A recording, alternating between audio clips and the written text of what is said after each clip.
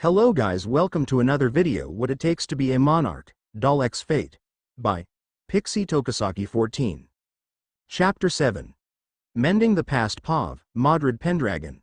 Father was hugging me tightly. Like a father that I thought I would never have. For once she finally acknowledges me as her son.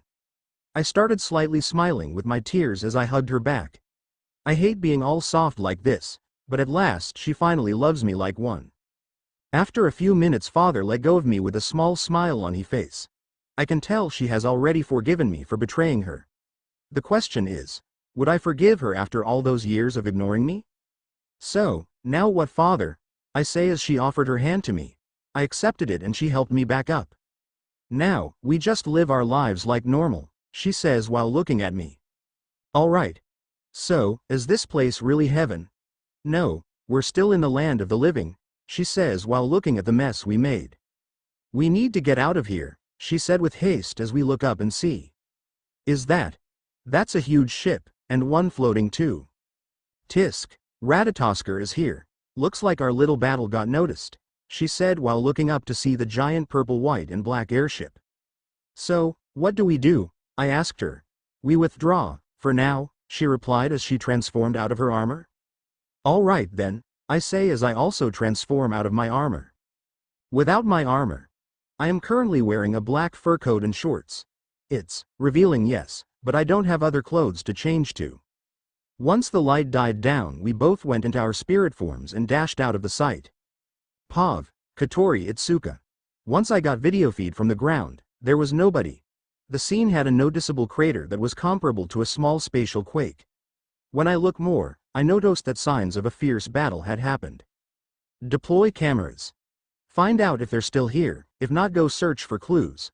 I ordered them as they scrambled to get the camera drones out.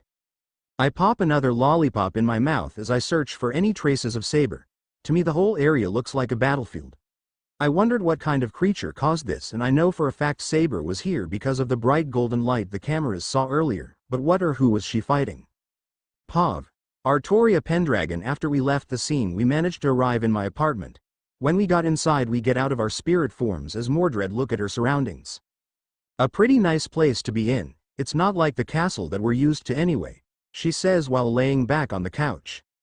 I then sat down beside her to finally try and bury the hatchet. So Mordred, are you still angry at me? I asked her with a slightly sad tone. She took a while to answer but she did. I am. It's not like I haven't forgiven you. But you turning your back on me was something I can never forget, she explained.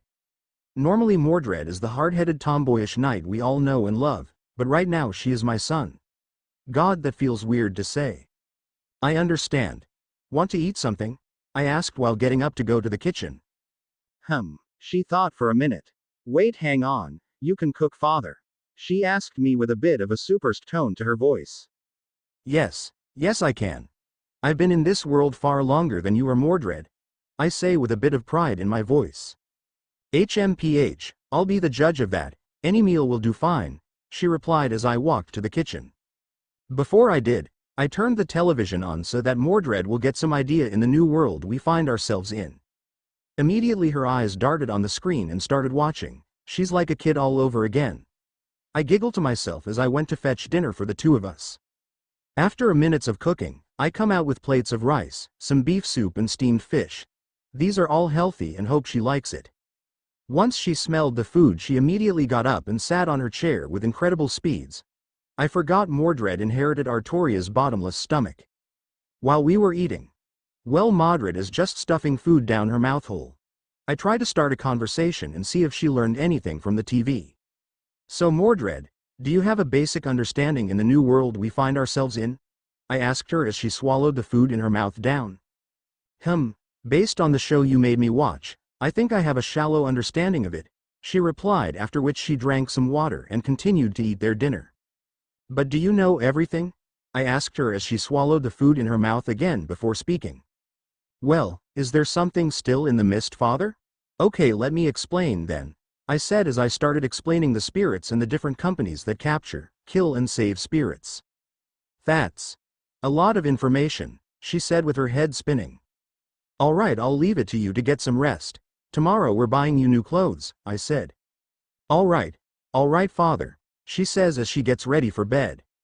Unknown location, POV. I wake up in a forest. I remember the last moments before I died. Koharu. My little brother died. I was so saddened by his death that I couldn't live without him. So I did the unthinkable. I used some rope and hanged myself. But hang on something feels different. What am I wearing? I look at what I was wearing and it wasn't the clothes I wore during my suicide.